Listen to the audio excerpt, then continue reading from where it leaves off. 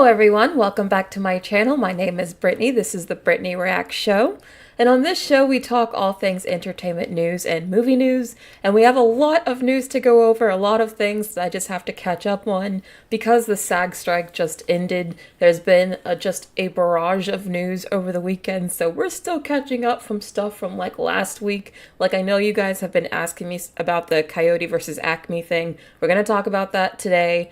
Sorry, I still haven't gotten to the Avatar: The Last Airbender trailer. I wanted to react to that too, but they released it Friday afternoon when like so many other things were happening.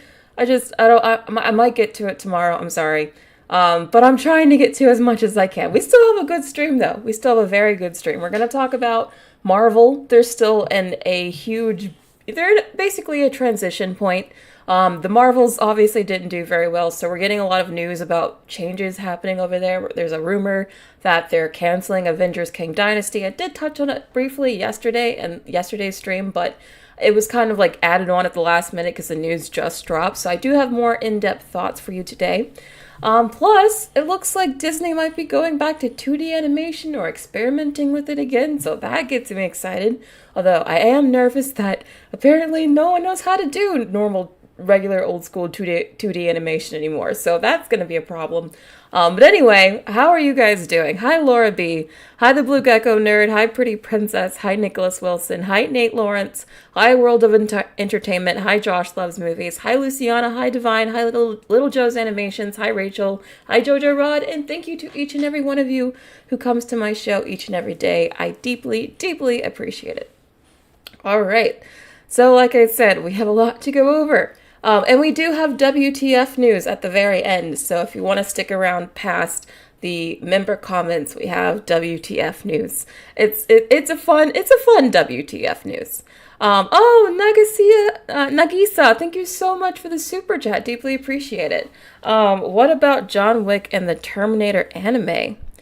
Are you saying you want John Wick and Terminator to become anime? That'd be cool. I'd be in for that. Thank you for the super chat. So we're going to start with AI news. Now, I guess we're starting with a bit of existential dread because, yeah, the industry definitely needs to worry. So, as I told you guys, one of the major sticking points in the entire AI SAG deal thing, or just really in the SAG deal in general, was just protecting workers against AI, because these studios really want to replace actors with digital replicas. And on the surface, if you look at what the actors got in this deal, it seems like they've got some good things here. Like the studios have to get consent from the actors to use their digital likeness. Even once they're dead, you know, they still have to get permission from their estate or someone from their family. So there are some good provisions, some good protections in there that originally they didn't care about at all. But there's a lot of loopholes in this deal that has a lot of actors really concerned, and a lot of actors actually asking for them not to agree, for them not to ratify this deal, because they think this deal is going to wipe them all out, because they think there's this many holes in the AI proposal. And I'm actually about to go through what some of those holes are, because I think they're right. And I think the actors are very much right to worry, because you're about to see what I'm talking about, but basically, in the next 5 years or so, the industry is going to look very, very different, and you're about to see why. Joshua Munn says, once upon a studio proved there's still an audience for 2D Roger Rabbit style movies. Same with Chip and Dale, the movie last year. I mean, there's definitely still an audience for 2D. We're going to get to that eventually, I promise, but I do want to stick with the AI story for now. So let's get to what some of these crazy loopholes are. Now, this comes from Justine Bateman. She's a filmmaker and actress. She also apparently has a degree in computer science. She was the AI administrator or facilitator in these deals. So she has a whole interview here. If you're really interested in this subject like I am, I recommend going and checking out this whole interview here. But she posted on Twitter a number of loopholes that she found in this deal that she thinks if actors agree to this deal, majority of actors won't have a job within 5 years from now. Like, that's how bad she thinks this deal is. And once I go through these points, I think you're going to agree with me. So let's go through the first loophole. So she says that if how they have worded it, firstly, a studio can pay you for one movie, get your digital likeness, and then not have to pay you for a sequel. There's a big enough loophole in this deal that you could say you're cast in one movie and you have a very successful hit off of it, and the studio wants to make a trilogy. Well, there's a loophole in this that now that they paid you once for your AI likeness, now they can keep using it in the sequels thereafter, and they don't have to pay you again. According to her, there's a loophole open for that. Another loophole. Oh yeah, something else that they can do. Apparently, they can also change your physical placement in a scene. So, say, an actor, their whole job is to control their body, control where they move, control where they walk. Like it's part of the performance. But AI can change. Like instead of walking left, they walked right. Instead of moving their arm like this, they moved it this way. Like they left it open so that AI can still tweak a performer's performance, and there's nothing that they can really do about it. So that's another big issue. They also can change your hair, they can change your clothes, they can move your mouth to make it look like you're saying things that you never agreed to say. That's another major loophole. One of the craziest loopholes that I saw was that apparently, you don't need consent or compensation to get permission to use your digital double. This is your craziest thing. You don't need permission from the studios don't need permission to use your AI digital replica. If it's under the parody law, or if it's a docudrama, or if it's some sort of educational work, kind of similar to how it works with copyright, how if you claim something's under parody, or if it's educational, you can claim fair use. Well, apparently with your digital likeness, it's kind of the same thing. They don't need your consent if the work is parodizing something, which this is a massive loophole, like massive loophole, because everything's a parody nowadays. If you just use a meme, that could be counted as a parody. So that basically just voids a ton of online content. Is now just free for all. You don't need consent based on this major loophole she's pointing out in this deal. Like what she's pointing out here is just dire here. Like if all of this is true, it's awful. And again, she was in the rooms negotiating with SAG, with the studios about AI. So I think she knows what she's talking about. Nicholas Wilson, thank you so much for the super chat. Analog processors are making AI more intelligent. I mean, AI is getting more and more intelligent. I do have some examples of other use cases for AI I haven't shown to you guys yet. So stay tuned. It's not, well, one of them is kind of horrific. So, be prepared, but it's very interesting. How are you guys feeling about this AI stuff? Are you feeling like too much existential doom right now? Yeah, Danny says just fair use is someone's whole likeness. That's kind of what they plan to do. That's crazy to me. That's absolutely crazy. Joshua Munn says probably won't have jobs 3 years from now when they have to restart talks on a new 3-year contract. You see how this works and what the studios wanted to move them all out? I mean, you're right. They won't be able to renegotiate this contract again for another 3 years. At the rate this stuff is going, in 3 years, background actors won't have a job. And with less actors means you need less crew, you need less sets, you need less caterers. I mean, it's a whole trickle-down effect to like everyone down on the line. That's what I mean when I say this is really dire here. I'm tired of this, Grandpa. I know, right? Artemis says stardom is dead already and stars are responsible for it. Name someone who you would consider a star. Interesting.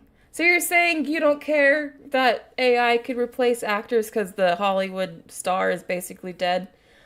I mean, I still feel like, I don't know. I was about to say I still feel like people want a human connection, but yeah, I think that's true for some people, but there's already been like digital influencers that become super popular.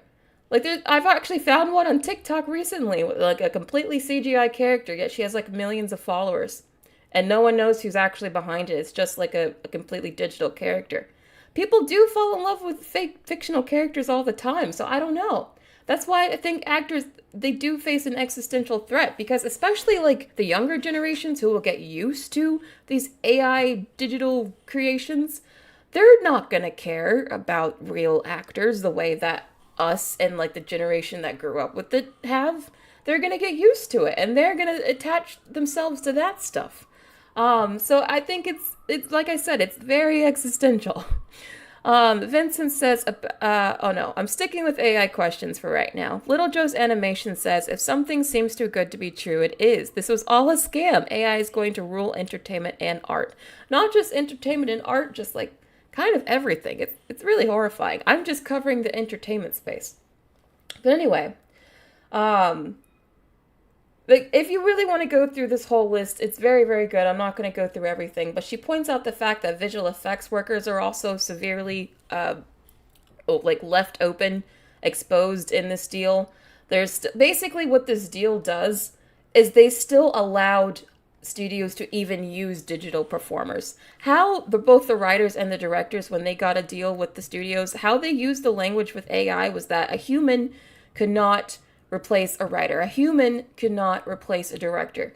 This is not what the actors got. Nowhere in this deal does it say a human cannot replace an actor. In fact, it explicitly talks about digital replicas and digital performances and performers. Like it's explicitly saying they're going to use that stuff, and here's how we're going to use it. So it's a very different deal than what the writers and the directors got. So I understand why the actors are upset. I think this could be very bad for them.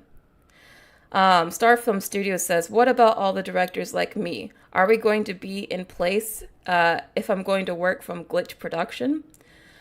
Directors, I don't know. Honestly, because if all you have to do in the future is like type in a prompt and AI will give you a whole movie, that's a director's job. A director's job is to, direct a movie, to give you an aesthetic, put scenes together, give you actors and emotions and give directions and stuff like that. If the AI does all of that, what does the director have to do? I guess the director is then just telling the AI what to do, and I guess that becomes the director's new job. It's just telling what the AI to do. Not to be an alarmist, but I'm being real. And I have some examples I'm going to show you in a second of just how advanced this AI stuff is already. But Warner Brothers, speaking of Warner Brothers, and we're going to get to the Coyote versus Acme thing in a second, they're already planning to use AI. They're planning an Edith Piaf biopic movie that will use an AI recreation of her for both her voice and her image. They have apparently they have the estate's permission, but still, this is very creepy, and this is the first of its kind that will be in a whole movie starring this sort of AI almost monstrosity. Like, I know in Rogue One they had that CGI character where they brought back that deceased actor back to life, but this is like a whole movie around one. I don't even know if the tech is even there yet. Like, is this gonna look uncanny? Is this gonna look super weird? I don't know. This is like actual like Black Mirror level stuff here. And it's 2023. I think this is only the beginning. This is only the beginning. Black Star thinks this is disrespectful. And Sammy Bear thinks her family is greedy. That's the thing. Even when you die, you could have like a very greedy family who just wants to live off of your image forever. And they could totally do that within their right. They could, say yes to things that you never would have agreed to when you were alive. And there's no one to stop you or no one to stop them. That's the future that we're heading towards. It's so scary. Cherry Blossom, oh, thank you so much for the super chat. I've heard AI overtaking jobs being compared to how machinery replaced coal miners. What are your thoughts on that? Yeah, I've actually been looking into a lot of this AI stuff just because I have an interest in it and I think it's going to majorly impact all of us. And every expert in this field keeps comparing it to the next industrial revolution. So I mean, who knows, maybe they're just trying to oversell this, But if I'm being honest with you, I never bought the crypto hype. I never bought the metaverse, hype with Mark Zuckerberg. But the AI hype is, I think, might be real. So I think your comparison there of comparing it to machinery replacing coal miners might be very accurate. Unfortunately for all of us, this is terrifying. Josh loves movies. I'm glad I'm scaring you all. But I haven't scared you enough yet, because look at this. Speaking of Pixar, already there's this app you can do where you can like change your face to look more like characters. Now it needs work, but look at this. This person's trying to turn themselves into anger from inside out. So soon enough you'll be able to turn yourself into like a Pixar character, make your own little like Pixar shorts. This is what I mean when I say I think the future of entertainment is like all of us making like independent content, and like just riffing on old stuff that's already been done. It's kind of bleak, but I think this is a glimpse into the future here. I really do. Yeah, it is nightmare fuel. Sorry to just absolutely terrify you guys, but I mean, it's real. It's real. I'm being real with you guys. Nightmare fuel. Alex says, hope it doesn't replace me. I'm a teacher. I think teachers should be good. I think if the pandemic taught us anything, and I think it taught us not a damn thing, but if it did teach us anything as a society, it's that we need human teachers in an actual classroom. So I think hopefully teachers will be safe. Jorge Barrios, thank you so much for the super chat. Really appreciate it. I'm surprised they didn't use this for someone more known, like for the Elvis film. Film is going to change forever. It's the same as digital music and iPods. In the past, no one thought it would be possible. You know what, Jorge? I've always liked sci-fi. I always thought the concept of like artificial intelligence would be real one day. But I never in a million years thought it would be happening like right now.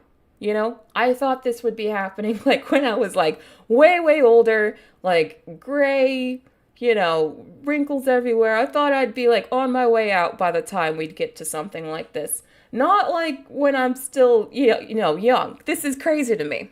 It's happening very, very soon. Sorry, I feel like I'm scaring you guys. Let's move on to the next thing. So maybe this might scare you more. But again, I wanted to share this with you guys because I've been showing you different use cases for what AI can do, because AI can replace multiple different kinds of jobs, not just actors, but also visual effects workers, rotoscopers, animators, all sorts of things. And this is another use case I wanted to share with you. What happens when you mix AI with Hollywood? Let me show you. First rule of Fight Club is you do not talk about Fight Club. How crazy is that? Any character, you can steal anyone's face. I can become anyone I want in seconds. A heartthrob. Who do you guys want to be? What about a superhero? Whose face do you want to steal? I'll steal Beyonce's face. The first time I tried this was with Brad Pitt, and I was stunned at how amazing the technology actually worked. But this is very creepy. Look at this. I mean, I know it's not perfect now, but guys, this is why actors are freaking out. You can already kind of like take someone's face. How creepy is this? And right now there's no real laws to protect any of it. So that's why we have people like Scarlett Johansson suing. You got other actors speaking up about it. This is going to be a long, long battle. Oh no, Blue Gecko Nerd. I'm sorry. I want you to be able to sleep tonight. I'm not trying to like scar you guys. I'm preparing you. It is a bit too accurate, right? It is. Dr. Shonda says, my mom is a teacher and I taught her how to use ChatGPT to speed up lesson planning. See, there you go. Now you're using AI for good. We got to take some positives somewhere. Young wants us to destroy AI. Yeah. Jovic says people are using actors to make AI thirst traps. Yeah, there's a whole, pornographic side to this too that there aren't laws against either. And apparently it's already happening. So, actors have a lot to be worried about. Really, not just actors, but really any public person. Even like YouTubers like myself. We have enough, like, how you train an AI is you feed the AI a lot of content, and that's how it's able to, like, learn something. People who post a lot of content online, have a lot of content that could be used to train an AI. So anyone who's a public figure really, or posts a lot on social media is in danger of this. Because one day it's going to be super, super easy to steal someone's image. It is disturbing, yeah. Oh, but Leo thinks this is exciting. Who's excited? Does anyone think this is just really cool and futuristic? Or are most of you guys are just like, oh, it's the end? Because you guys seem really bummed out in the chat. Cherry Blossom Fantasy says old people going to be so fooled. I think a lot of people are going to be fooled, but yeah, I think older people are definitely going to have a problem. Here's another one. I just thought this was interesting. It's just another example of a person. Just you can immediately change the look of a person, their race, the ethnicity, the skin color, their hair color, really everything about them just with AI. This is like the equivalent of an entire team's worth of, visual effects workers job, or at least, one person doing a lot of hours, but you can do this with, just a button. So this is the kind of stuff that AI can do now. So that's again why actors are worried, because they're like, what are you going to do to my face? How are you going to change my image? How are you going to change my skin color, my hair? I want control over those things. And there doesn't really seem to be anything in the SAG deal to really protect against that kind of stuff. So we'll see what happens in the coming years. We'll see in 3 years when they can renegotiate. I hope it's not too late. I really, really do. Yeah, honestly, at this point, I don't even think it's something that the SAG alone can fix. This is something that the government has to step in and make laws. Like, a union alone can only do so much. The government has to step in here and do something. Joshua Munn says, I'm excited. Okay, it's kind of cool that technology has gone so far, but you have to use those tools or get left behind. The studios clearly, and the world in general, is not stopping at all with this AI stuff. Yeah, the studios seem so adamant to use it because they already are using it. We've talked about how Disney has already been caught using AI several times already. Warner Brothers is already using it. I mean, they can't wait. They can't wait. All right, about to move on to the next topic. Any other last thoughts on this AI stuff before we move on? Oh, Cherry Blossom Fantasy, thank you so much for becoming a member. We are getting to the member comments later in this live stream. No, we're getting to Disney soon, Eric. Josh Loves Movie says, hopefully these laws gets passed to protect everyone from being replaced by AI. That's the only thing that's going to help people. It's the only thing that's going to help. All right, so let's move on to the entertainment news. Now, you guys remember that Warner Brothers canceled Batgirl, right? That was, everyone was up in uproar about it. Everyone was like, how can you cancel a full, complete movie? It's cruel, it's wrong, it's unjust. It was a huge deal. Well, Warner Brothers has gone and done it again because David Zaslav just don't give an F. So apparently the new movie that they canceled is Coyote versus Acme, which is based off of the very, very famous and popular animation franchise that at least everyone in the US knows. So this isn't even this is another major IP, another major movie starring major actors like John Cena. This was produced by James Gunn, who's heading up DC. So this wasn't some small little BC tier film. This was something that could have been actually really great. But it's been shelved for a tax credit by Warner Brothers, aka David Zaslav, because I guess he don't care. Oh my gosh, Jorge Barrios. Thank you so much for the super chat. You've been super generous and super kind. I deeply appreciate it. Really, I do. Do you think the strikes and stuff have somehow pushed this forward? I think the strikes probably accelerated the AI stuff because the studios and the creatives, they are far apart. I think they're further apart now than they ever have been. And I think the studios can't stand the writers and the actors at all anymore, especially after these strikes have vilified them. No, I think these strikes made them go, you know what? You guys hate us so much. Why don't we just go replace you with AI? I think that's what these strikes made them think. Sadly, I feel it's also with the big payouts companies have to shell out per film.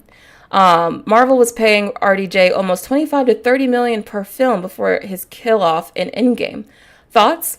I mean, yeah, the reason they want to use AI is so they don't have to pay RDJ 25 to 30 million per film. I mean, there are already reports that Kevin Feige and co. and Marvel want to bring back Robert Downey Jr. to save the MCU, and I totally believe it.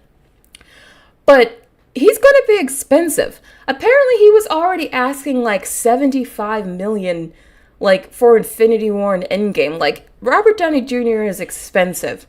And if they want to bring him back for a whole new phase to save the MCU, his salary is going to be too expensive to even make that feasible, unless they do some AI workaround where they pay him one huge lump fee and then they use his AI likeness after that, where they get to pay him a lot less. I feel like that's what they want to do. In fact, that's probably what they're going to do if Robert Downey Jr. gives them the consent. So, yeah, those are my thoughts. I hope that I answered that thoroughly for you. But thank you for the super chat. Really appreciate it. But yes, getting back to the Coyote versus Acme situation. This whole thing is just going to prevent people from ever wanting to work with Warner Brothers ever again. Like, why would a filmmaker want to work with Warner Brothers if there's at any point going to be a risk that it's just going to be shelved for a tax reason? Like, it's just so disrespectful. Extremely disrespectful. I mean, the producers weren't even informed about this until after they were done writing. Like, most of this movie was pretty much done. This is like, again, it's the whole Batgirl situation all over again. And it's not even like this time this movie was bad.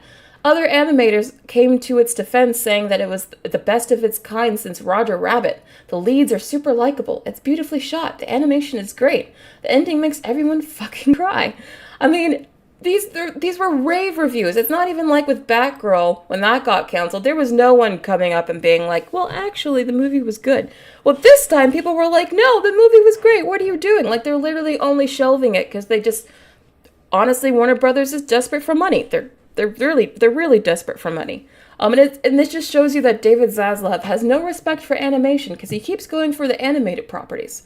And, like, mostly the animated properties. And honestly, if I were an animator, I would stay far away from Warner Brothers because they do not respect you at all. And at any point, your work could just be totally canceled and there's nothing you can do about it. Because that's how little they respect you over there.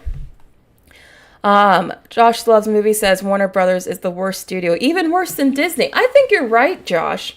I think Disney sometimes actually tries to do right. They fail at it. Whereas with Warner Brothers, I think that they're genuinely run by some just people who do not care or appreciate Hollywood or creatives or artistry and just only care about money. I think Bob Iger obviously also cares about money, but he's obviously got a lot of other things that he cares about too, that he's been trying to get into the movies. So that's not even the same thing with Warner Brothers. With Warner Brothers, all they care about is money, and they don't care about like the creative process. They don't respect that, people spent weeks, months working on this stuff. Like, it's just dead and gone. Poof, that's it.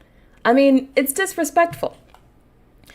Nicholas says audiences getting wet in their eyes from this movie is no match for Zaslav getting wet in the crotch for a tax write-off. Well, that is a fascinating statement. I love how you wrote that. And that's the metaphor you went with. Sure, I'm sure, yeah, I don't know, was he getting wet in the crotch? Was he? Because apparently he made everyone so mad he had several filmmakers try to cancel their meetings. So, I don't know. Maybe, I think this was a massive backfire. He probably didn't anticipate anyone caring, but a lot of people did, because apparently he pissed off Hollywood so badly. He had several filmmakers cancel even trying to work with him. So, obviously they were like, oh, wait a minute, back up, it's no longer canceled. So, they're still not going to release the movie themselves, but now they're going to sell it to another studio. And apparently Apple, Amazon, and Netflix are the top candidates to buy it right now. So at least it's going to see the light of day, which is nice. But the only reason it's going to see the light of day is because people were so mad they basically forced them. Like, they got ridiculed in the press. They got people, I'm pretty sure they got tons of complaints, like, over the phone. They got people, like, canceling, even meeting with them. I mean, they got such a huge backlash from it. I'm not surprised that now they're like, you know what, whatever, someone else can have it. We just don't want it for whatever reason. But, I mean, I'll take this as a mini win. I still think this paints a really shitty image of Warner Brothers and David Zaslav. But at least we're going to get the movie in some way. Sorry, Nicholas says, wait till we find out Zaslav wanted to cancel Barbie for a write-off. What, Nicholas, is that true? Even after all the marketing put to it on the terrific pre-sales. Nicholas, if that's true, that's insane. No, there's no way he wanted to cancel Barbie. There's no way. I refuse to believe that. I refuse to believe it. That would be so dumb. That would be so dumb. The Blue Gecko Nerd says Barbie became the massive hit for the company, made billions at the box office. And this is how they treat animation? Yeah, I mean, I think this isn't even just a Warner Brothers problem. It's an all of Hollywood problem, really. Boyd Cochina says Christopher Nolan makes great movies as far as I've seen. And he recently said he'd be willing to return to Warner Brothers. I'm wondering if he's changing his mind now after this. I bet he is. But anyway, I wanted to bring this up because I know you guys have been asking me about it and I haven't been able to talk about it at all until now. So here are my thoughts on the situation. I think it's pretty messed up, but at least we're getting the movie somehow. And also, I think that just shows you we have people in charge who just do not respect the creative process. That's why we're getting a lot of mid to terrible movies. Because the people that are in charge don't see these things as like art. They just see these things as product that they can dispose of for a tax credit. And I think that is really freaking sad and messed up. I really do.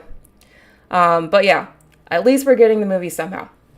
So, Marvel Studios is seemingly moving away from the Kang storyline. Now, again, I briefly touched on this in yesterday's stream, but the news had just broke, so I didn't really get to, really go into it in depth.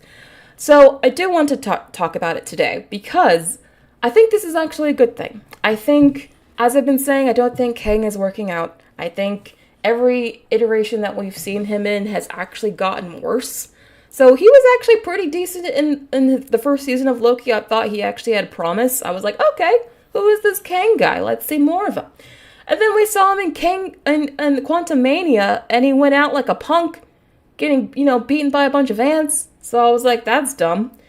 And then we saw him in Loki, where he gave, I think, one of the worst performances of all time.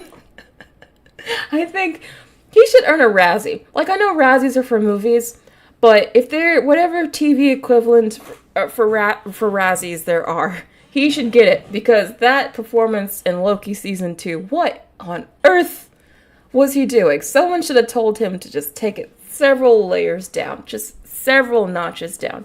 But anyway, I think he got worse in every performance that we saw him in, is what I'm saying. So I think this is a good thing. I think they should just cancel Kang Dynasty. It kind of sounds like that's what they're doing. Sounds like they just want to get straight to Secret Wars, which is what they should have been doing all along. I think there's a lot of rumors and stuff that they want to use Secret Wars. They want to use Secret Wars to reboot the MCU. So I think if they are doing that, then that makes a lot of sense why they just want to get straight to Secret Wars with how bad the MCU is going right now. So I think this is a good thing. I think it means that Marvel's actually paying attention to what fans are saying, what fans want. They're seeing that fans aren't really, taking, no one really is like, oh, but Kang, I love Kang. No one's really feeling Kang. I feel like he's just not working out. So they're listening to fans, they're moving on from him, and I think this is actually a good thing. How do you guys feel about this?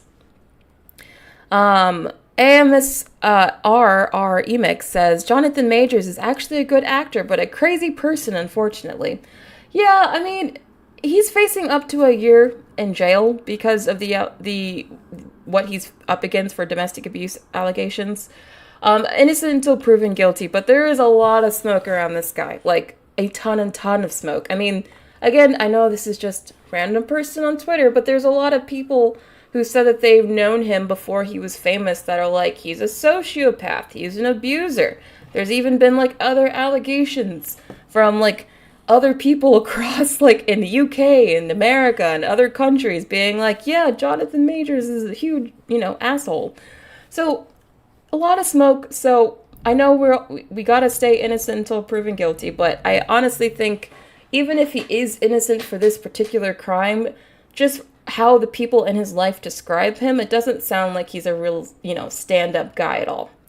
So I'm not surprised that they would want to move away from him when at this point it kind of almost seems like he's a bit of a liability, because who knows what else people are going to say about him next. He's getting a lot of people like kind of trying to spill the beans about him.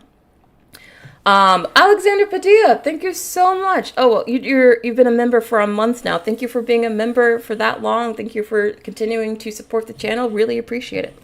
Hey, Brittany, do you think the director Destin Daniel Cretton will direct Secret Wars once they cancel this film? Shang-Chi was a great movie. He was supposed to direct Kang Dynasty. That's true. Maybe they'll just get him to direct Secret Wars. I don't think they had a director for that one yet, right? So maybe that they will. Maybe they should. I think Shang-Chi was probably one of the few good movies we've gotten post-Endgame, so I could see him doing it. I think the action sequences in that movie were amazing. So if we can get anything like that in Secret Wars, I'd be okay. I think he's a good choice, honestly. Thank you for just posting that comment. Really appreciate it. Jorge Barrios, thank you for the super chat. Really, you're just so kind. What reboot will be better, DC or Marvel? Oh, man. That's a hard question. That's a really hard question. I don't know. I think they're both going to struggle, but for different reasons. I think right now, Marvel at least still has the X-Men and Fantastic Four characters that they can work with that haven't been tainted. So I think Marvel still has a lot of potential upside. Whereas with DC, man, I don't know. DC is such a mess. And I think the general public is just so over DC and superheroes that I think they're only going to care about Batman and the Joker. Like, that's it. I don't know. Even if James Gunn's Superman film is really good, I still don't know if people are going to care. I think people are that over it. So we'll see. We'll see. Do a poll. Okay, I'll go do the poll. What reboot will be better, DC or Marvel? Okay, I'll do a poll. Jorge Barrios, you inspired an entire poll. Look at you. Hold on.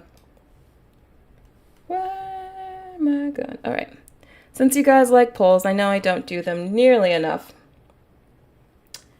So let's do it. Oh no. Oh God, what's going on? Okay, sorry. My computer was just being weird. I thought for a second it was about to die. And I was like, don't you dare. All right, so what reboot will be better, DC or Marvel? Okay, so I'm going to say DC, Marvel, and then a third option for neither. Or both. We should be positive. Let's add a both option. All right, adding the poll. Benjamin, you missed the polls. Oh, I'm sorry. I'll try to add at least one poll per stream. Joker has Gaga. That's why I'm really excited for it. The fact that it's a musical is why I'm really excited for it. Big Dog Gaming says, Jonathan Majors have not even had his day in court, yet some YouTubers are already going to dismiss him as playing Kang. Well, even if Jonathan Majors didn't have any legal problems at all, I still think he should be out as Kang because of his performance in season 2 of Loki alone. He was so bad. How could anyone take that mother effer seriously? How? He's supposed to be the big bad of an entire phase of Marvel, the multiverse saga. And the dude was like, oh, I'm gonna stutter. I'm stuttering. Oh, I'm wacky. I was like, what is this? Hackneyed, overacting theater kid energy. I don't need this. So even criminal accusations aside, the dude has got to go. He is not a good Kang, and I don't think he's as good of an actor as Marvel keeps telling me he is. Sorry, that's just those are my personal thoughts. All right, going back to the poll though. So, what reboot will be better, DC or Marvel? 35% of you think neither. So, you guys are just done. You don't want either. Okay, fair enough. But evenly split. This is fascinating. 26% are saying both DC and Marvel. Okay, Marvel just took ahead by 1%, but still, you guys are pretty much evenly split on DC and Marvel. And then 11% want both. So, you think both can actually reboot. So I like the 11% of you that are very positive and optimistic that you're like, oh yeah, DC and Marvel can both, exist in the same space and not, eat each other alive. I like your optimism. I really do. But yeah, if I had to answer this question, I think that Marvel still has a better chance. But DC has a lot. DC has a lot to get over. I don't know. Even if that movie is amazing, I still don't know if it's going to be a hit. People are just so over DC. But thank you for the poll, and thank you, Jorge Barrios, for inspiring it. All right, ending it. All right. It seems like a lot of you guys don't even care for Marvel and DC. Man, the superhero genre is just dead. Dead AF. It is actually kind of sad. All right, getting back to this, though.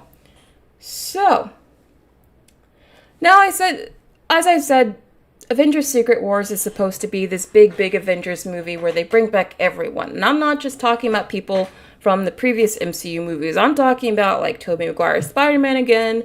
They want to have Wolverine in it. They want to have a lot of the X-Men in it. They want to have basically anyone who's ever been in a Marvel movie, even if it predates the MCU. They just want to bring everyone into this film. So this is like kind of their Hail Mary.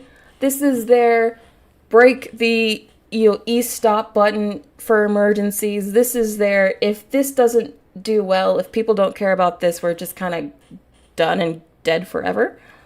Because if people don't go see Secret Wars when they're literally bringing back Toby again, I just don't know what they're gonna see. I think Secret Wars has to work out for them, or Marvel needs to take a 10-year break. Honestly, I think it's that do or die for them. It's that do or die. And this reboot has to go over well. And that's a tall order. I'm not saying this is going to be easy for them, but they have to nail it. They have to nail this movie. Imagine if they don't nail this movie. Imagine if Secret Wars is terrible. After all that people have been talking about Marvel and their quality control issues, and then they come out with a bad Secret Wars, I think it will leave a bad taste in everyone's mouth on the entire superhero genre for like a decade. So This one has to be good. This is another reason why I think it's a good idea to cancel Kang Dynasty, because they really just need to put all their focus and creativity into just one really good Secret Wars movie. Not two separate Avengers movies that they were originally going to release on the same year, which is crazy. But just one really good Secret Wars movie that they have to be. It has to be good. Alexander wants us to shelve Deadpool 3. That's like their one other movie that is probably going to be a hit for them. They're definitely not going to do that. Josh Loves Movie says Marvel and DC are already taking a break to fix their movies and shows.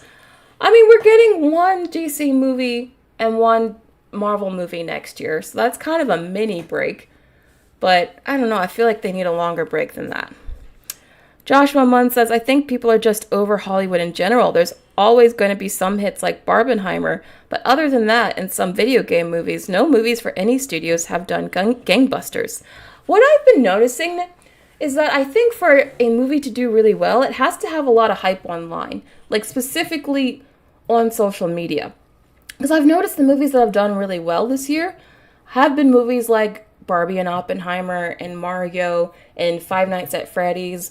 And even if you remember Megan from earlier in the year, all of these movies did well, and all of them had a strong online social presence. Like, if you were just scrolling through social media at all, you probably saw something from these movies. I feel like you got to have a strong social media presence to actually break through these days. That's kind of how I feel like if you want a blockbuster to be a major hit, that's like a must. I saw an article recently that said that apparently Marvel spent a lot of money on ads on linear TV for the Marvels. And I feel like a lot of that was probably wasted money. Not gonna lie. I feel like they should have used a lot of that money and put it towards like online digital promotion. Like, I don't know, the younger audience they're trying to get to go out and see their movies are not watching linear TV. So I don't know why they're still spending like millions and millions of dollars on it. I think that they need to like refocus that money, to be honest. But that's just my theory. And the Eras Tour movie. Thank you, Eric. That's another one that had a lot of online social buzz. So I think that's just becoming like a real, like, a requirement in order for a blockbuster to be a hit these days. And if you don't have that online hype for like anyone under 25, it's like your movie doesn't even exist. I really believe that's how it is. But anyway, going back to this. So other changes that seem to be going on at Marvel right now, as I've told you before, they're still moving ahead with Thor 5. They don't really seem to know what they're going to do with him yet. They just know that Taika Waititi's not going to be involved. And even he's like, yeah, I know I'm not going to be involved. I know I'm not going to be asked back. I'm not surprised by this. A lot of people didn't like Love and Thunder. I think it's one of the movies that made a lot of people turn away from the MCU. So I'm honestly surprised they're even making a fifth Thor movie. I thought Chris Hemsworth would just kind of like retire. I thought he even like suggested that maybe he wanted to after getting diagnosed with, I believe it's Parkinson's. If it's something else, please let me know in the chat. But I'm honestly surprised they're even making a Thor 5. I really feel like if their genuine plans are to reboot with Secret Wars, they shouldn't have any OG Avengers in this new rebooted universe, because it's just going to feel like the same universe as before. So if you're going to make this Thor 5, when is this going to come out? Is this going to come out before the reboot or after the reboot?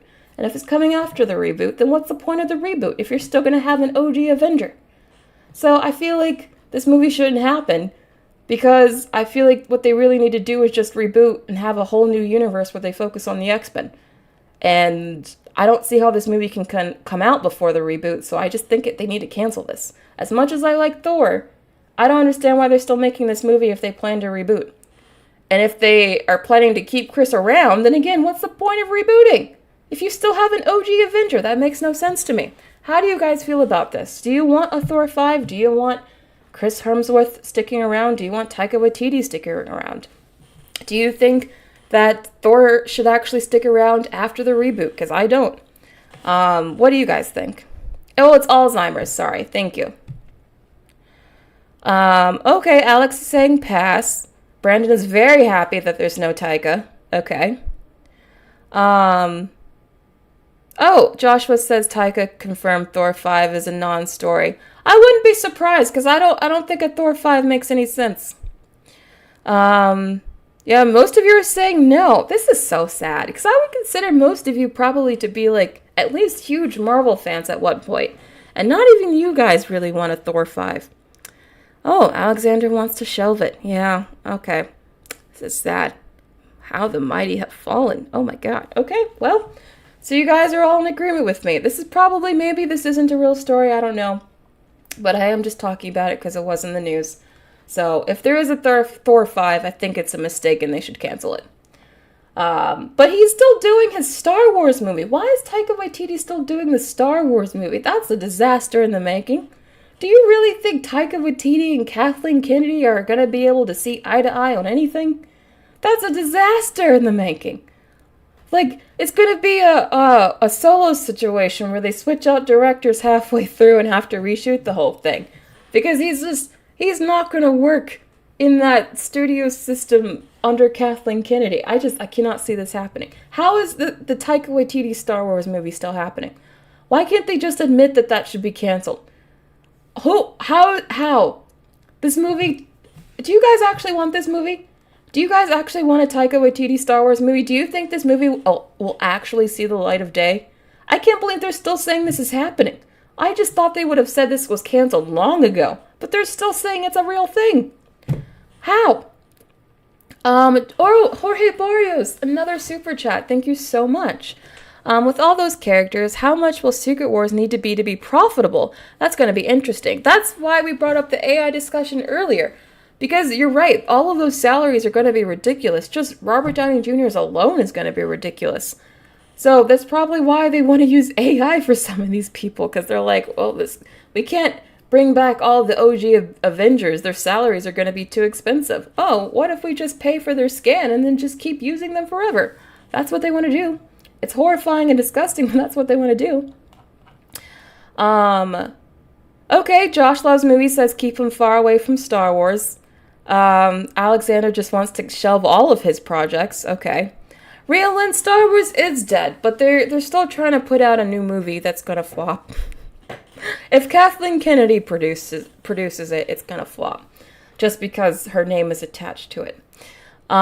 Joshua Munn says, well, if the superhero genre is officially dead, then I guess Secret Wars can be the Marvel DC crossover. No, enough is enough, Joshua. We're not doing it. Kasaki says, someone says Alzheimer's. I'm sorry. I know he has an illness. That's what I was talking about. But anyway, you guys got me distracted again. But yeah, I think this movie should be canceled. I think this is a disaster waiting to happen. In fact, if this movie ever actually sees the light of day, I will be there on night one, because that train wreck will be probably even better than Cats. So I just don't see it happening, but we'll see. Another thing that, is not happening, a lot of people have been saying that they want to bring back a lot of OG Avengers. Well, Scarlett Johansson is still saying that she's like, no, this is the end. Someone asked her if they'd bring back Black Widow, and she says, I feel like that's kind of the end, right? So she could be lying. A lot of these actors lie, but honestly, I'm not surprised that she doesn't want to come back, since she sued the studio a couple of years ago. So if they're not going to bring back everyone, I feel like they might as well just reboot and have a whole new Avengers team. That's why I don't support them bringing back Chris in a post-reboot world. This whole piecemeal of like, oh, well, Scarlet won't come back, but we'll bring back Chris. We'll bring back RDJ. Maybe not Hulk, but we'll bring back, Hulk or something. Like, I don't want this piecemeal Avengers where some actors are new, some are from the old team. Like, that's just going to get too complicated for the average person to be able to keep up with and understand. It's getting too convoluted, way too convoluted. Jal Pedro says, I've watched the original trilogy recently. I think it was the most fun of them. Are you talking about Star Wars? I think most people still like the OG Star Wars trilogy the most. Nicholas says, is she openly admitting that getting her back would mean Marvel's running out of ideas? Nicholas, that's a funny way of putting it, but you're right. She kind of is, right? Like, that's kind of the end of it, right? Yeah, that kind of is what she's saying. But, it is. I think, honestly, bringing back the OG Avengers is, like, what, on paper, like, if someone said, if Marvel execs were freaking out and they wanted a quick fix-all to immediately make Marvel better and fix all of their issues, they would say, like, just bring back the OG 6 Avengers. Like, that's how clear and desperate it is. Like, it's it's like the most clearest, like, oh, we're desperate and we're freaking out, what do we do option. So the fact that we're hearing these rumors at all just mean, like, it must be mayhem behind the scenes over there. It just has to be. But moving on. One good thing that they're doing, another good thing that they're doing, is that they're actually having the new team behind the Daredevil show actually watch the old Daredevil content. Wow! That sounds so simple, but how many times have we been hearing from these directors and these writers that are like, oh, I never saw this past project. Like, Sam Raimi never saw WandaVision before he made Multiverse of Madness. I think Naida Costa said she never saw, like, Miss Marvel and all of that before she made the Marvels. Like, it's becoming so obvious that these directors are not watching past work, because that's how we're getting inconsistent characterizations between projects. So the fact that they're at least forcing them to watch old Daredevil shows is a good sign. Because even Kevin Feige, for some reason, Kevin Feige was telling people not to do their homework, not to look at comic books and research their character's background for some reason. Like, he wanted the actor to bring their own fresh interpretation to it, which I understand. But I also think when you're trying to adapt something so beloved, you kind of have to look at the source material a bit. So I'm happy that they're actually being required to do their homework for this. That gives me a lot of hope that this show will actually be pretty good. Who's excited for the Daredevil show? Anyone excited? Yeah, it is in great hands, right? Yes, Nicholas. Day zero means that they're basically, because they had to reboot. Oh, sorry. Sorry, I know that was probably loud. Because they had to reboot their own version already. They already shot, I think they said 8 episodes of the first version of the MCU's Daredevil show, and then they realized it was terrible, so they had to scrap it and reboot it. So now they have a new team. We never even got to see the last reboot, so this is a new reboot. So this new team is the one that is doing all this homework. Laura B says, it should be mandatory to watch the previous movies or read some of the comics. It's common sense. It should have been mandatory this whole time. But now it seems like suddenly they're doing all this self-reflection, finally, and they're like, you know what? Maybe they should actually be familiar with the source material. It seems like a no-brainer, but I swear this is like the first time where I've seen filmmakers actually admit that they're doing the homework before they work on something. Like, I feel like this is definitely different here. Oh, Big Will, you just opened up to the show. See? This is great marketing then. They should put this tweet on all the trailers. Okay. Blue Gecko Nerd says, look, the tweet even has a 0 up there, so you can't tell me. Oh my gosh. Blue Gecko Nerd. What is with the holes references? What in the world? That is the most random movie in the world to become just a meme on this channel, but it has. And it's all because of you. All because of you. I think, okay, you know what? Because holes has become such a thing on this channel, you guys have turned it into your own thing, just completely separate from me. How about around the Christmas season, we'll do a stream where we'll just like, I don't know, talk about holes. Do you guys want that? I'll just do like a special stream just for you guys. Is this what you want? A special holes Christmas stream? It's not even a Christmas movie, but I'll do it for you guys as a Christmas gift. Is this what you want? Yes? Yes? Okay. I'm seeing that's a yes in the chat. Okay. Well, Merry Christmas. You're getting your wish. Okay? You're getting your wish. I'll let you know eventually when we get closer to it, when we'll do it. But happy early Christmas or whatever. We'll do a whole stream, okay? You guys have made it so. You have forced it upon me. I'm gonna have to rewatch that movie for the first time in like 15 years. But I'll do it. Okay, let's do it. Anyway. Moving on. You guys want me to wear a Santa hat? Oh, no, you're pushing it. No, you're really pushing it. I have some Christmassy Mickey ears. Maybe I'll wear those. Alright, anyway. Moving on. So, Disney. Now we're talking about Disney. So, Disney is thinking about bringing back 2D animated movies. And I could not be more excited. I could not be more excited. I feel like every person who, like me, grew up watching those 90s Renaissance movies has been asking for Disney to bring back 2D animated movies for ages. For ages. I like 3D animation. I think it's gorgeous. There's some really beautiful, gorgeous 3D animated movies out there. Nothing against 3D animation.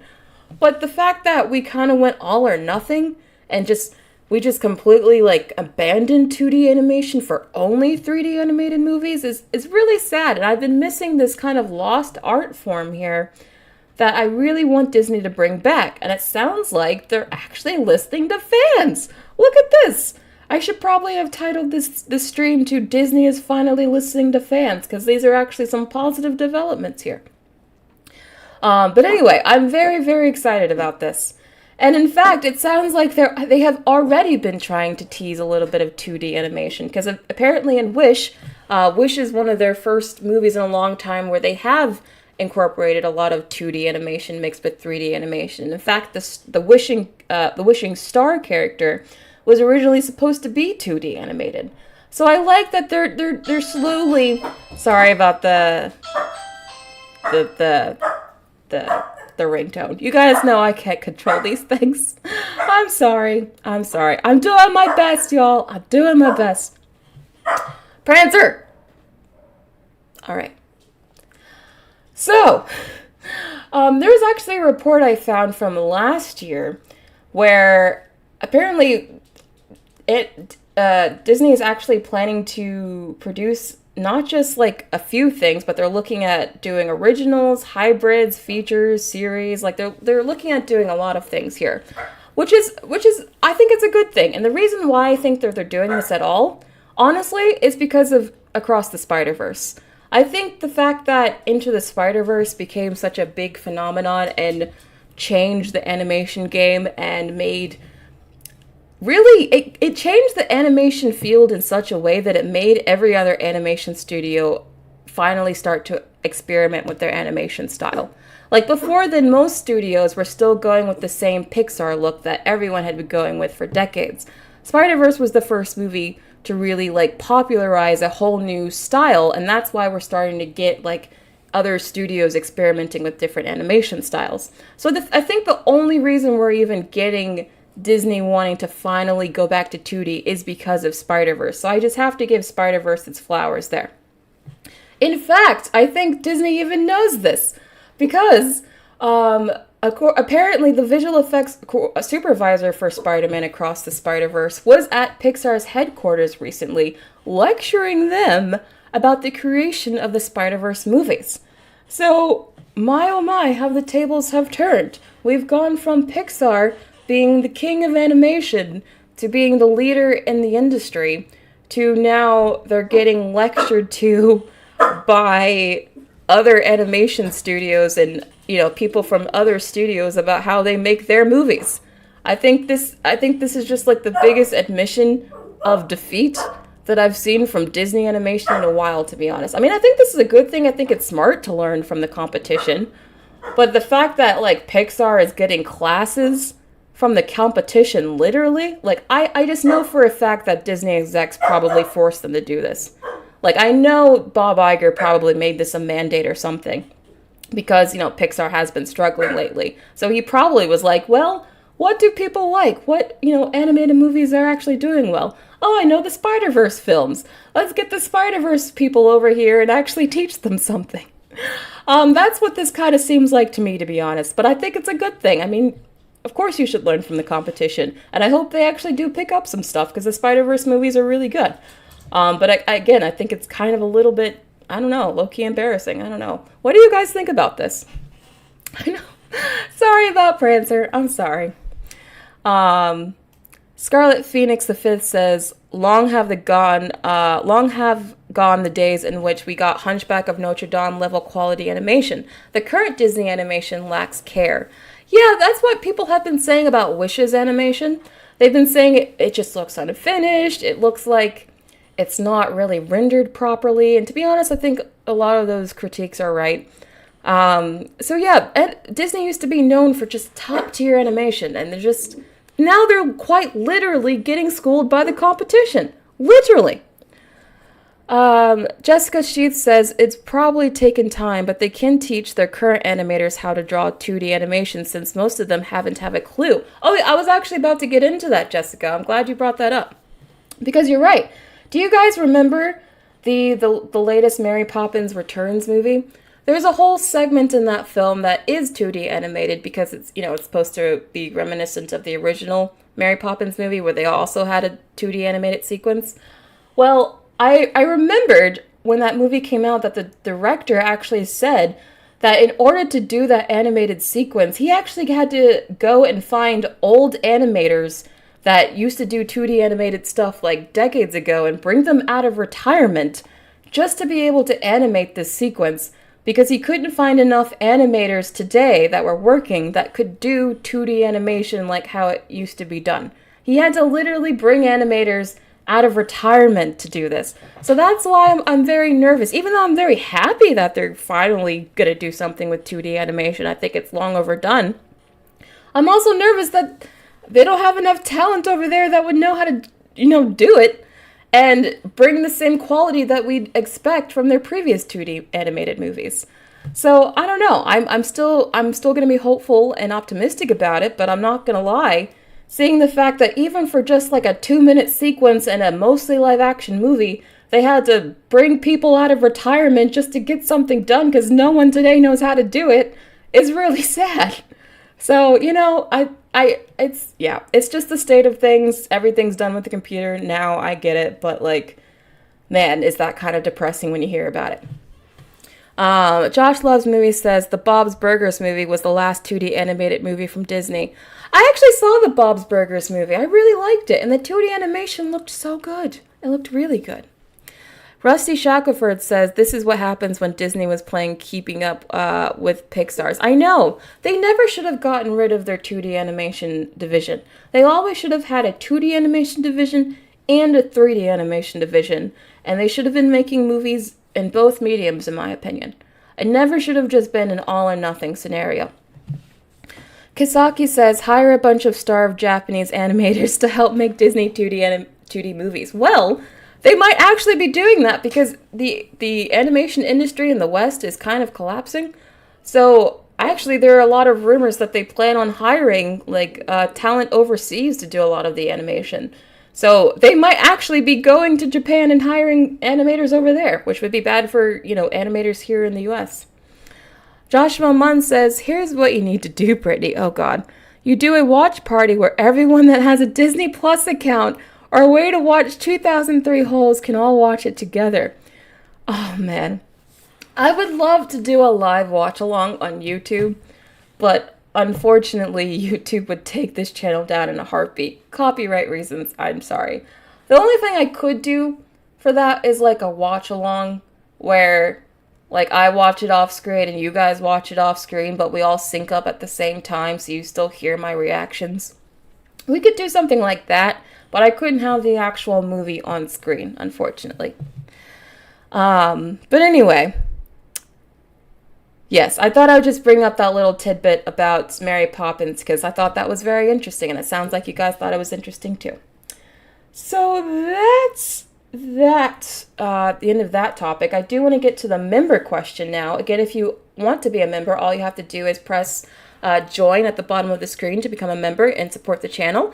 Plus, you get to comment on these community posts on the community page, and you get a shout out in all of my live streams. So you actually do kind of get a lot here. And you guys always have the best comments. I really do love how much attention and detail you put into these comments. You guys sound like you know what you're talking about and you care. So I appreciate it. Aster Flowers, wait, did I change it? Yes, okay. Aster Flowers says, I haven't really thought about this as much as others because I never find myself comparing the two. I just love and appreciate animation overall, and I think it can be magical in both forms. I really appreciate what Wish is doing to combine Disney's timeless styles. People seem to really want a 2D animated Disney feature, so I believe it would be a big hit. And I absolutely wouldn't mind it myself. I actually think for the nostalgia's sake alone, as long as the movie isn't completely crap, I think a fully 2D animated movie, not like a 2D, 3D mixture, but like a fully 2D movie would be so nostalgic, I think it would actually be a hit, especially if you made it a musical and the music was good. I think you have a recipe for a major hit if they did that, just for nostalgia's sake alone. So, honestly, they should do it. They should make an actual Disney princess movie that looks like it could have been made in the 90s. I think that would make a lot of money, honestly. And by the way, I realized I never told you guys what the question was. The question was, do you guys actually want more 2D animated movies? And do you think a 2D animated movie would be a hit in today's animation industry? So that was the question. The CoverGirl official says, don't know about others, but I would absolutely love some more 2D animated classics. Honestly, I kind of feel like a lot of those 2D animated movies, just because, especially the older ones, 2D animation just holds up a lot better than 3D animation. When you look at older 2D animated movies, they still look really good. But older 3D animated movies, a lot of them look janky in parts. So which is why I think a lot of those 2D animated movies actually hold up as better classics than even 3D animated movies. Not all of them, some still absolutely hold up. But as far as animation goes, I feel like 2D it's gonna hold up a lot better with time. That's another benefit in 2D's favor. Because if you go back to look at the first Toy Story movie, as revolutionary as that movie was, and it really was revolutionary. Oh my God, was the animation nightmare fuel if you look at it today. That baby is just terrifying. Oh my god. Nicholas Wilson says, I think they've tried 3D animation. They've tried live action, and the reception hasn't been what they wanted, so they're hoping this will take them back to their golden age. There's always a place for traditional animation. It's not like their old movies have gone away after all. That's true. Like I said, I'm not advocating for 3D animation to go away. I'm happy that at least we're bringing 2D animation back to the table. It never should have gone away in the first place. Katie Brooks says, I love to return to 2D animation. I don't know if you'll touch on it today, but the new Garfield trailer just dropped, and while the animation looks quite good, I think a 2D film could do just as well. I agree! When I looked at the Garfield trailer, and I haven't reacted to it, because again, there's just been a lot to cover, that was the main thing that stood out to me, was like, why did they make this 3D? I feel like this is something that should have been animated in 2D that was in like the same style as the comic book. Like, that's what I would have done. That's a great example, because I do feel like that Garfield movie should have been 2D, not 3D. Especially in the hands of Disney. They have a way of making timeless films, and I think given enough love, patience, creative freedom, and yes, a little bit of magic, we could get something really great. That magic is so important. I also feel like 2D animated movies just, I don't know, they just naturally kind of have that magic to them. I think because the fact that it's handmade, like literally hand done, I think just kind of brings a bit more character and quirks to it. I don't know.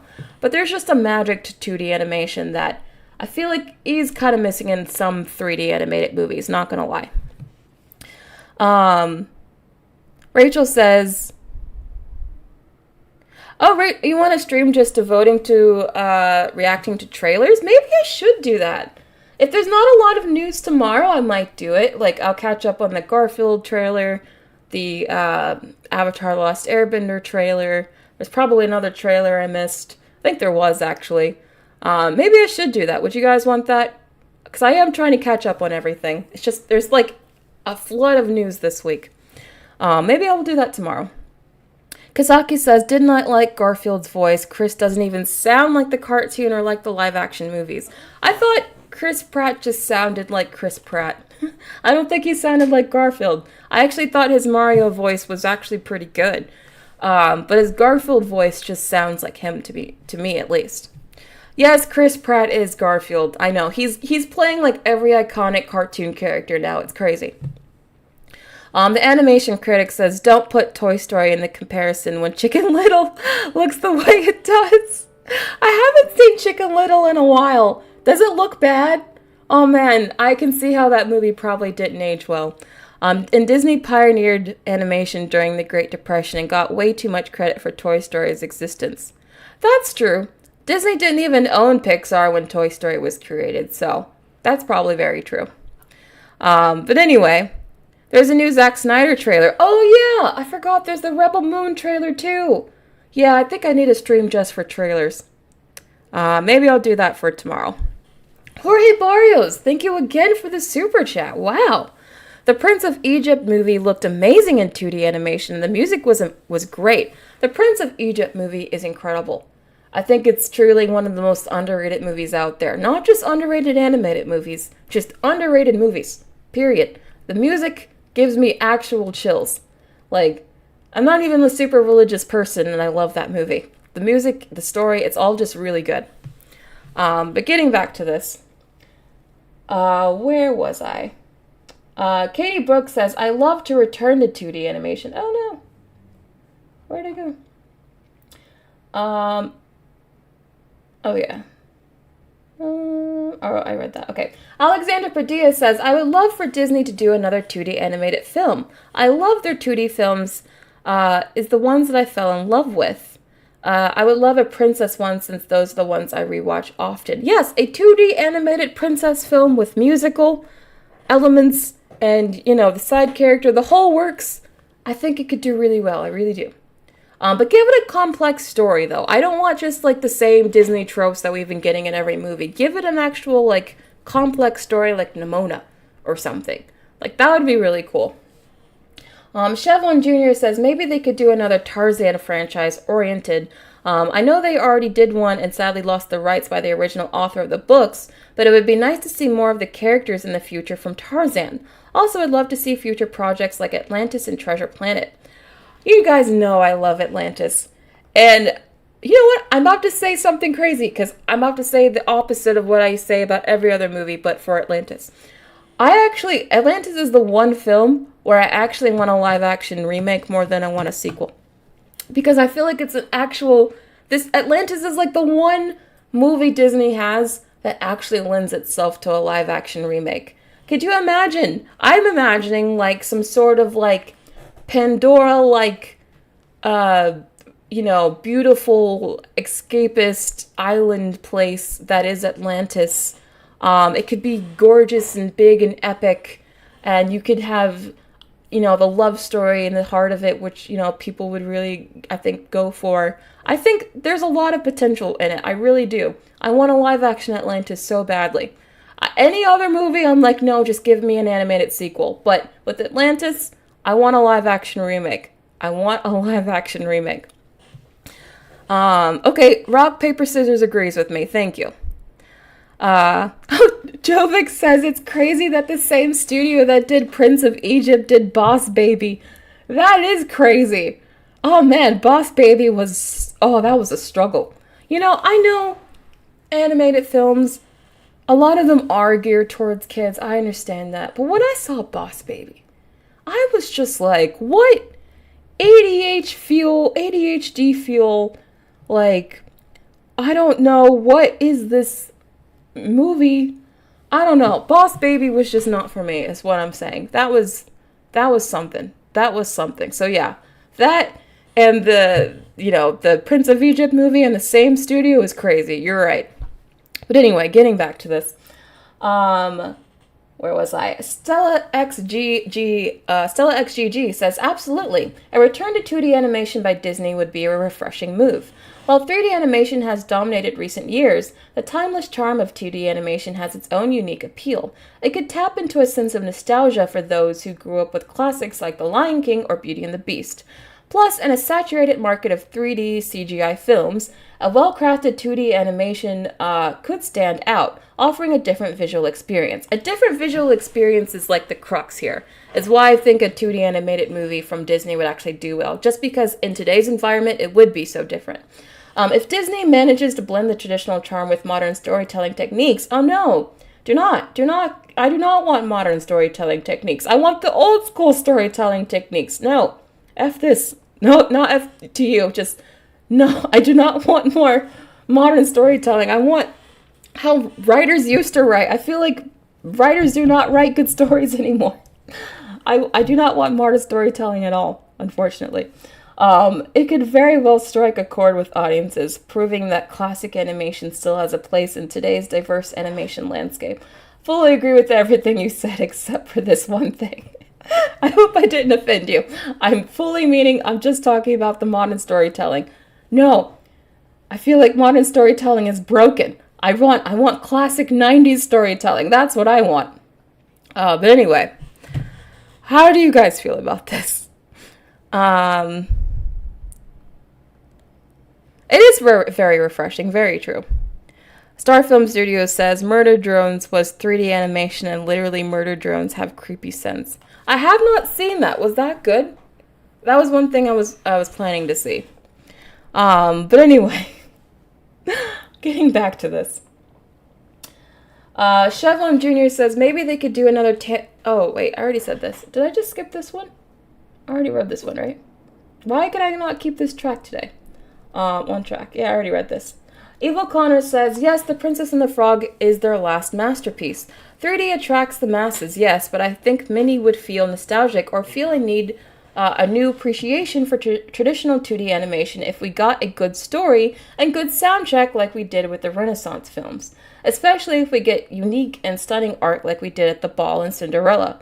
When Ariel sees fireworks for the first time, and when the Beast Castle transforms back into itself. Thank you for pointing this out, because I feel like something that's missing from a lot of modern Disney animated movies is iconic sequences, like what you just pointed out here. Like Beast's castle transforming. Ariel, sees the fireworks for the first time. These are very iconic sequences and scenes that we just don't get in a lot of modern movies. This is why I said F to modern storytelling. Because it's like, I feel like how they used to write these movies, it's like they wrote these movies with the intention that they might become classics one day, and I don't think that writers write with the same kind of intention now. It's like they write these movies with the idea of like, I don't even know, maybe it's just going to be on streaming one day, I don't know, but it's just, we're not given these same kind of like iconic moments in these movies that we used to. Do you guys know what I'm talking about?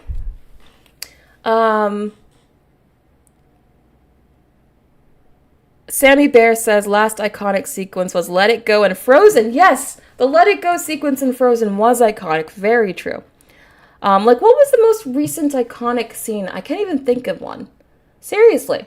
I feel like a lot of these movies, even the good ones that people like, have just been kind of okay, especially visually. Like, they're not even really taking a lot of risks visually. Like, they're just going very tame. Jorge Barrios, thank you so much. Thank you so much, really. When Aladdin pulls the drape back and we see the palace at the night glowing, iconic. Thank you. Another iconic sequence. So many iconic sequences you can just like immediately describe like you just did and everyone knows what you're talking about. We need more iconic sequences like that. And the only way you can write them is with good writing where the like what you just wrote. You said that the scene where Aladdin pulls the drape back and we see the palace at night glowing. The reason why that scene is so iconic is because up until that moment, all we saw from Aladdin is his street rat life. We saw him, down in the gutter. So when we see the iconic palace for the first time, it's like, it's a stark contrast. It's like night and day. And we're like, this is the palace. This is cool. This is nice. It's how it was written. It's written to be like an moment, and a moment of awe. That's what I'm trying to say. We need more moments of awe in our movies. And those earlier movies had them. What you just described, Jorge, was a moment of awe. We don't get moments of awe. We just get moments of cynicism. I think that's what I'm trying to get at here. And you just helped me express my thought clearer. But thank you. Josh Loves Movies says the scene in Encanto when Maribel is singing and everyone is frozen in time. I mean, it has been memed a lot. I don't know if it's iconic yet. I think we need more time to tell on that one. But maybe it'll be considered iconic one day. I don't know. But moving on. Rachel Reed's Romance says, I'm not the biggest fan of animated movies, but after several years of so many lackluster flops, I'm very nostalgic for old school quality. Me too. If this movie gives me some of the old and amazing Disney vibes, I'll race to the theaters. I think even more so than the 2D animation, the writing really has to be good.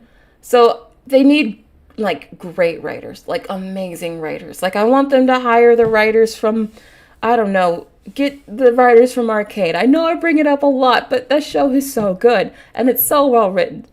I feel like they need that kind of level of quality when it comes to their plot. And like they need that level of complexity too for modern audiences. If you really want to go for the modern audience, like I think modern audiences really want a more complex, interesting plot. I think the kids can handle it. I think they're even craving it a little bit, honestly. I think, as I mentioned before at a couple of live streams ago, Sesame Street is actually planning to make their next season a narrative driven. Like they, instead of just being like, episodic, they're actually planning to have a narrative because they said that they found that kids actually want more complex stories and they actually want peril. They actually want consequences for their characters. And I feel like that's something that Disney's getting away from. So they definitely got to add that to their storytelling as well. Red Star, thank you so much for being a member, says, yes, please. I miss the animation style of Treasure Planet, Atlantis, The Lost Empire, and Tarzan. If they can combine the 2D effects with the 3D effects like the early 2000s, that would be great, even though I'm not the biggest supporter of Disney at any company. Well, the fact that I'm getting a lot of comments here that are like, you know what, I'm kind of over Disney, but if they do something 2D animated, I might be interested, I think is a good sign that they should definitely do it. Because it's going to get all the Disney adults and Disney millennials back. I really think it just the nostalgia alone will probably make it at least a mid-hit. If it's good, it'll be a massive hit. Angel Barrera, thank you so much for the super chat. That iconic scene where She-Hulk twerks with Megan. Oh, man. I think that scene is iconic, but not for the good reasons. Not for the reasons they want it to be iconic. It's just been memed to death at this point. Have you guys heard about Sesame Street? I did talk about it in a couple of streams ago. But I think I have a lot of new followers since then, so a lot of you might not have watched that stream. So hello! By the way, if you're not subscribed, please subscribe to the channel. I would deeply appreciate it. Also like the stream, because it does share the stream with more people. Anyway, going back to this. Roo says, I love 2D. I would like to see more of them. Lots of kids still watch 2D cartoons. There's still a market for it. Yeah, definitely. Huge market for it. Even the kids still like it. Real Lynn says, I want it 1000%. Disney should try to appeal to maybe teens, as I feel that would be the most receptive audience for 2D animation thanks to anime. It should be 2D animation done on computers, like how anime studios do it now. Yeah, I mean, as I've been saying for a while, I think not just Disney, but really a lot of Western animation companies should take a look at what anime is doing, because while Western animation is struggling, Eastern animation is thriving. So again, back to the whole copying the homework isn't a bad idea. Learning from the competition is not a bad idea. I think Disney should really be looking at what anime is doing right. And yeah, what you just suggested is one of those things I think they should do. Cherry Blossom Fantasy, thank you so much for becoming a member today, says that would be cool, but they have to get better at their storytelling first. Also, would you be reacting to the... Okay, I will be reacting to the Avatar: The Last Airbender trailer, just because I know I've been mentioning it a lot and I haven't reacted to it. I just haven't been able to. I promise I'll react to the trailer tomorrow, guys. I promise. It's just... they dropped it on like Friday afternoon. I just have not been able to get to it since then, but I promise I'll react to it tomorrow. But I am very much looking forward to it. Yes, they do have to get better at their storytelling, as I've been saying. Their storytelling is a must, first and foremost. Mary Lynn Cherry says, personally, I'm not the biggest fan of animation in general, but I don't mind it, 3D or 2D, if the script is great. Interesting. I mean, I love animation. I've always been an animation fan. Some of my favorite movies are animated. I wish animation in general got more respect. Desi B says, I would love a 2D animation film. The trick is making a good story. Yeah, I think we're all agreeing that the animation part is actually easy. It's the can you make it a good story part that's a little bit dubious. Alex says, I for one would love if they went back to traditional animation with animation cells and pencil sketches. I would too. Such a lost art. That being said, they should kind of mimic anime style. That's what I've been saying. They should definitely just copy the anime style, kind of like what Avatar: The Last Airbender has done. You could still do anime, but in like a Western way. Much like when you mentioned Avatar: The Last Airbender. When I was younger and I saw that, I thought it was an anime dub. If they make an anime style movie, I'm sure it'll be a hit. A Disney anime movie with a good story could actually do really well. I strongly believe it. It just has to have a good story. Animation was and still is big in Japan, and I actually lived in Japan back when Spirited Away came out. I'm so jealous. I've always wanted to live in Japan. And the hype of that movie was everywhere. Everyone I knew was into that movie, and I knew that some that saw it multiple times. Here in the States, I don't know people that would watch an animated movie more than once. Oh, that's very sad. I can also tell you that all my kids, my 12-year-old, my 10-year-old, and my 3-year-old, watch animated movies over their remakes. Oh, well, that's good. I'm glad that they prefer the animated movies. My son even calls the other versions fake. Your son is very smart. He would say I can watch fake Ariel or fake Aladdin. I love that. I think he doesn't really like 3D animation either, because on Paramount Plus, he doesn't like the new version of Dora and calls her creepy and fake. He would ask to please not watch fake Dora. And that's from a 3-year-old. Oh my gosh, your 3-year-old is smarter than most executives in Hollywood. Get that 3-year-old a job. Yes, I definitely agree.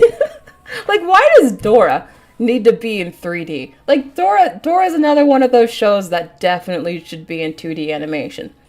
I feel like they're just trying to make 3D animation out of stuff that does not need to be 3D. Sometimes 2D actually looks better for the designs, and I feel like the designs of Dora It was designed for 2D, not 3D. That's why I think I've actually seen the 3D Dora. She does look weird. She does look like fake Dora. 3D doesn't work for everything. But your son sounds adorable, and he's absolutely right. Thank you for being a member. Star Film Studio says, in my and Brittany's opinion, is possible because preteen and teenagers watch anime like Attack on Titan. And indie animation use 2D animation. But the important thing is Disney's movies need to have a great writing. Because that's why Disney's movies are classic, because they have great writing. This is why Marvel is unsuccessful and is going to die. I love how blunt you are. Because of bad writing and marketing. Honestly, I don't watch that much anime besides Avatar: The Last Airbender, but I heard some of them. But off topic here, but anime isn't perfect because they don't let their animators have time off. Yeah, I have heard of that. And even though it looks great, it's still bad from the main run. But I hope that all of you are hoping to Disney to make a 2D animated film. Yes, I would love Disney to make a 2D animated film, as I've been saying. I think we're all agreeing that they just have to get the story right. I'm sorry. Sorry. I'm so sorry. I hope this isn't all, like, in your mic. But anyway, I'm so sorry I haven't been able to, like, talk about the Avatar: The Last Airbender trailer. I am going to get to it. You guys keep bringing it up, and I feel bad that I haven't reacted to it yet, but I'm going to talk about it tomorrow, I promise. But yes, I'm very much looking forward to it. And I think if Disney made their own, like, animated version or animated sort of kind of movie anything, I think it actually would be a hit. I think it would stand a chance. It would be different, at least. It would be different. And an environment where I feel like people are really tired of the Pixar look, just having something different alone I think will make people actually pay attention to your film. So honestly, I think it's worth a shot. But thank you everyone for commenting here. Deeply appreciate it. Genuinely deeply appreciate it. You guys are all awesome. Thank you for supporting the channel. Great comments here as usual. And I do have WTF news, as I've been promising, so let's get to the WTF news. And that's this! I told you it's kind of just fun WTF news. But we're getting an Elon Musk biopic from A24 with Darren Aronofsky to direct. I actually think this could be good. I don't know. Did I get your super chat, Chel Pedro? I'll get to it in a second. But I actually think this could be interesting. This dude has such a messed up, twisted life. Everything about him is fake that you know. Like, I've watched a documentary on his actual real life, like, the things he doesn't want you to know about. This dude has a messed up life, okay? This dude is even more twisted than you think he is. So if this movie is like a real, accurate portrayal of this man and his life, I think this could actually be really good. I think this could be like a, what's it called? The Social Network. This could be kind of like The Social Network. Almost like, if it's even in the same vibe as that movie, I'll be happy. Would anyone want to watch this? Yes or no? I think this could be a really good movie. Okay, never seen The Social Network. Nicholas says, why are they feeding off this guy's need for attention? True. I mean, he hasn't even said anything about it, I don't think, which is surprising. Oh no, Alex! Stop, that's awful. Jim Carrey has Elon Musk. You know, I don't think they look alike at all. But if Jim Carrey put on like a few pounds and like had his hair, you know, shaped like his, I can see it. I think that's actually a pretty inspired choice. What do you guys think? Who would you want to play Elon? It seems like a lot of you guys are not interested in this movie. I don't know. I think this could be kind of like, as long as this, if it's a rosy picture of him, I'm not interested. But I don't think this is going to be. I think this is going to be more like an expose. Oh, Grimes? You want Grimes to play him? Stop.